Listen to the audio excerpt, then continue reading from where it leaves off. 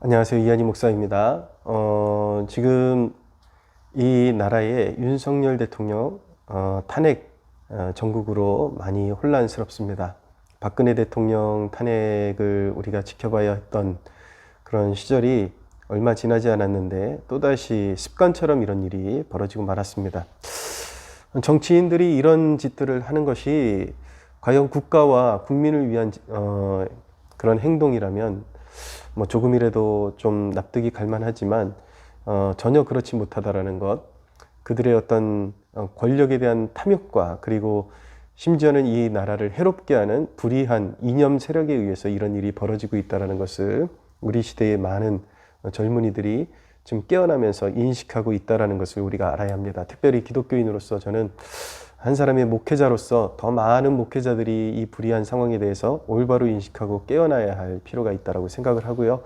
또 기독교인으로서 적어도 우리 시대의 민주당은 절대로 지지해 주어서는 안 된다라고 저는 강변하고 싶습니다. 그 이유가 무엇이냐면 지난 12월 3일 날 비상계엄이 있었죠.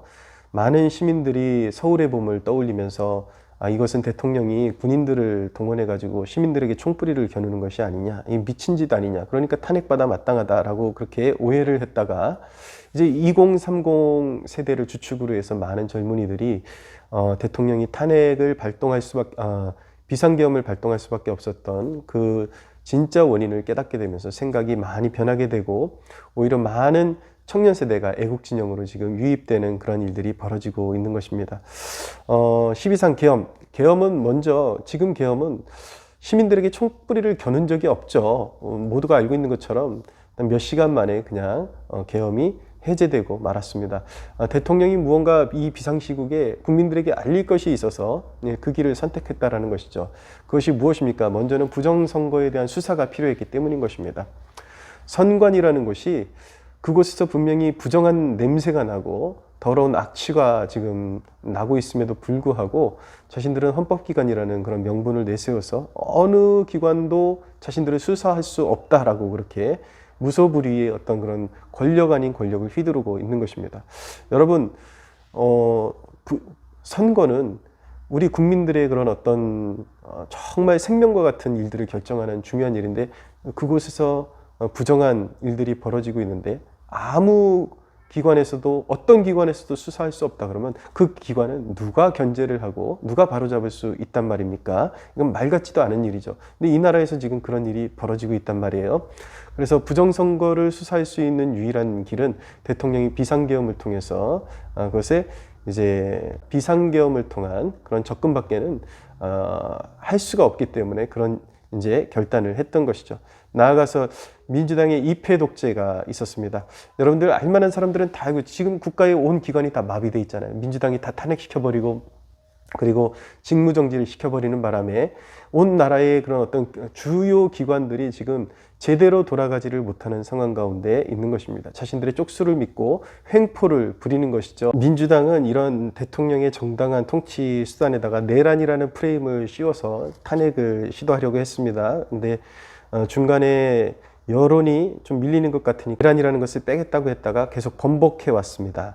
결국은 내란의 우두머리라는 이름을 씌워가지고 지금 탄핵 재판을 받게 되었는데 여러분 자유민주주의의 수호를 위한 결단이 어떻게 내란이라는 것이 말이 됩니까? 한 국가의 자유민주주의의 가치를 지키기 위해서 자유민주주의 국가의 최고 통수권자가 어찌 어떤 권력을 찬탈하기 위해서 또 내란을 벌인단 말입니까? 내란이라는 이 단어 자체가 말도 안 되는 소리인 것입니다. 민주당은 이 내란 수사권도 없는 공수처를 통해서 앞세워서 대통령 체포영장을 발부하게 했습니다. 그 자체가 모두 불법이었죠. 수사권이 없는 그런 수사기관을 통해서 대통령을 수사하게 하고 체포하게 하고 체포영장을 이제 받게 한 것 자체가 불법인 것입니다. 법이 지켜지지 않은 것이죠. 최근에 서부지법에서 그런 어떤 불미스러운 일들이 벌어졌는데 그러니까 민주당과 이 헌법기관이 헌법의 가치를 흔드는 일이다 그러는데 정말 저는 솔직히 좀 심한 말이 나옵니다. 똥이나 싸라 그러세요. 똥이나. 어떻게 그런 말이 나올 수가 있습니까? 양심이 조금이라도 있는 인간들 같으면 그런 말을 할 수가 없죠. 애초에 수사 자체가 불법적으로 자행되고 있었고 법관들이 그리고 정치인들이 스스로가 헌법의 가치를 무너뜨리고 있는데 어느 국민이 그 불의를 보면서 분노한 시민들에게 불법을 자행하는 자들로 프레임을 씌우고 폭도들로 프레임을 씌우는 것, 이것이 말이나 될 법한 일입니까? 말이 통해야죠. 윗물이 맑아야 아랫물이 맑을 것 아닙니까? 지네들이 다 법을 완전히 무시하고 나라를 무법천지로 만들면서 그래서 분노한 시민들에게 헌법의 가치를 훼손하는 짓이라고 몰아씌우는 것은 어느 나라 법도인 것입니까?